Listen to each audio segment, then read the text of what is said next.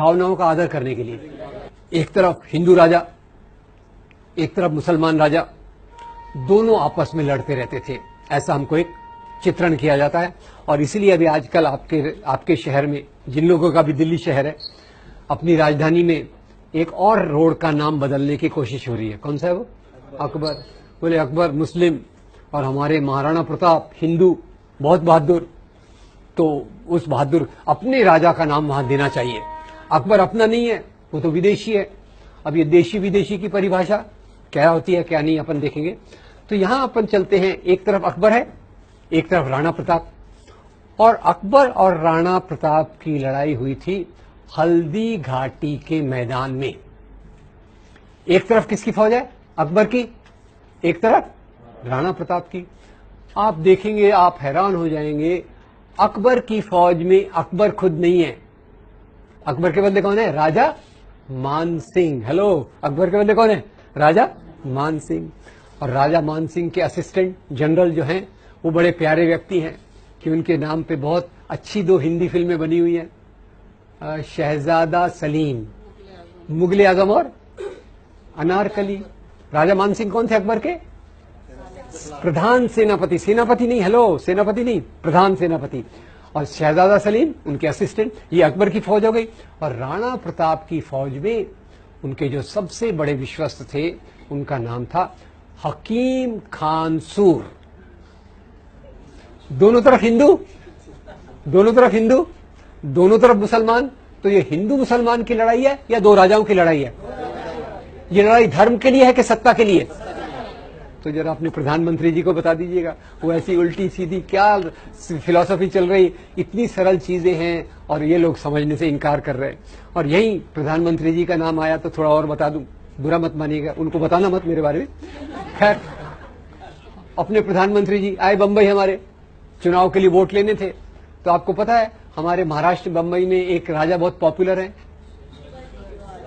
हमारे एयरपोर्ट का नाम, रेलवे स्टेशन का नाम, हमारे बड़े पार्क का नाम शिवाजी। यहां तक कि हमारा वड़ा पाव जो है ना, उसको भी हमने नाम शिव वड़ा पाव कर दिया, तब से वो ज्यादा स्वादिष्ट हो गया।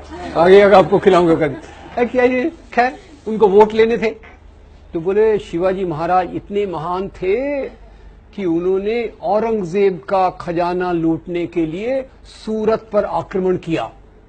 मैं हैरान हो गया। मैं फिर से हिस्ट्री बुक मैंने देखा, औरंगजेब का खजाना दिल्ली में था कि सूरत में था?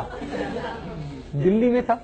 अब शिवाजी महाराज जो हमारे थे, उनकी फौज एक बार सूरत पे आक्रमण करने जा रही थी। तो आपको मैंने बताया क्यों, इसकी बात क्यों कर रहा हूं, क्योंकि प्रधानमंत्री जी उसको उल्टा बता रहे। तो जब ये फौज सूरत पे आक्रमण करने जा रही थी, तो शिवाजी महाराज ने अपनी फौज को 3 इंस्ट्रक्शंस, निर्देश दिए। ये इंस्ट्रक्शंस क्या थे? पहला इंस्ट्रक्शन था, देखो भाई, आप जा रहे हो, रास्ते में हजरत बाबा की दरगाह है। हजरत बाबा की दरगाह को कोई नुकसान नहीं पहुंचना चाहिए। उसके उलट मेरी ओर से हजरत बाबा को ये भेंट, गिफ्ट दे देना। नंबर 2, इसी सूरत में फादर एम्ब्रोस पिंटो का एक आश्रम है। फादर एम्ब्रोस पिंटो के आश्रम को कोई नुकसान नहीं होना चाहिए। नंबर 3, जब आप लूटमार कर रहे हो, अगर आपके हाथ पे किसी दूसरे धर्म के मानने वाले की पवित्र पुस्तक, अपन ने पवित्र पुस्तकें देखी, अगर दूसरे धर्म के मानने वाले की पवित्र पुस्तक आ गई तो उसका अपमान मत करो, पूरे आदर के साथ उसको उस धर्म के मानने वाले को दे दीजिए। तो ये हमारे शिवाजी महाराज, और यही शिवाजी महाराज जिनको आज हिंदू धर्म के नाम पे उछाला जाता है।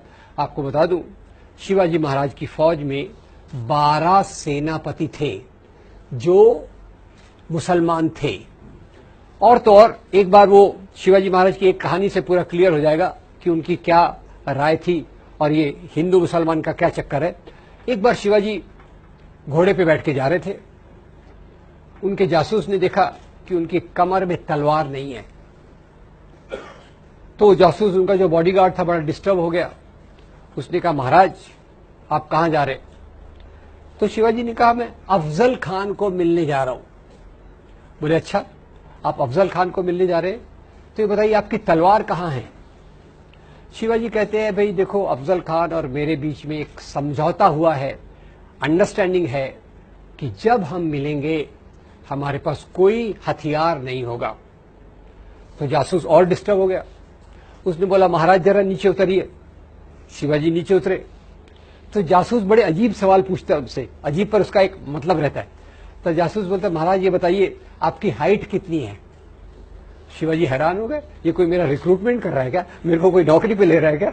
फिर भी खैर बॉडीगार्ड था तो उसको जवाब देना पड़ा। बोले मेरी हाइट होगी कुछ 5 फुट 6 इंच। बोले आपकी हाइट 5 फुट 6 इंच है। अफजल खान की हाइट क्या है। अरे अफजल खान तो बोले पठान है, 6 फुट से भी लंबा है। फिर बोले आपका बॉडी साइज क्या है। आजकल तो बॉडी साइज बताना बड़ा इजी है ना, शर्ट की साइज से small medium large extra large. अब शिवाजी उस समय तो और रेडीमेड शर्ट्स होते नहीं थे, तो शिवाजी ने कहा होगा मेरा साइज मीडियम टू लार्ज है। बोले अफजल खान का साइज क्या है। बोले अफजल खान का साइज तो एक्स्ट्रा एक्स्ट्रा एक्स्ट्रा लार्ज होगा। तो बोले महाराज जब आपको वो मिलेगा बिना हथियार के तो आपका वो गला दबा के आपका मर्डर कर सकता है कि नहीं। शिवाजी ने कहा ये बात तो सही है। तो बोले महाराज भोले मत बनो, ये गुप्त हथियार पहचाना आप, वाघ नख आयरन क्लॉज, ये गुप्त हथियार साथ में लेके जाइए। शिवाजी महाराज ने अंगूठियों के नीचे वाघ नख को छुपा लिया। और ये जासूस का नाम जरा मैं पूछना चाहता हूं आपसे। ये शिवाजी महाराज उनके जासूस का नाम था रुस्तमे जमान। शिवाजी महाराज के 18 बॉडीगार्ड थे, उसमें से 12 बॉडीगार्ड मुसलमान थे। शिवाजी महाराज घोड़े पे बैठे जा रहे थे। जब जा रहे थे गए अफजल खान के तंबू के पास पहुंचे। जैसे ही तंबू के पास पहुंचे अफजल खान ने उनको देखा, जोर से जंप लगा के बाहर आया और जोर से चिल्लाया शिवा शिवा, और आके सीधा उनके गले पे हाथ रख दिया। शिवाजी महाराज तैयार, वाघ नख निकाला अफजल खान के पेट में डाल दिया।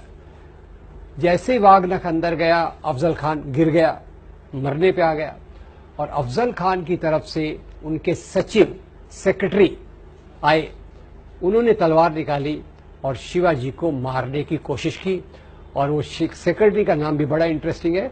सेक्रेटरी का नाम है कृष्णाजी भास्कर कुलकर्णी। कृष्णाजी भास्कर कुलकर्णी किसके साथ है, अफजल खान के साथ है। रुस्तम जमान किसके साथ है, शिवाजी के साथ है। तो ये हिंदू मुसलमान का राजा है कि सवाल है कि दो राजाओं का सवाल है। एक सवाल आपको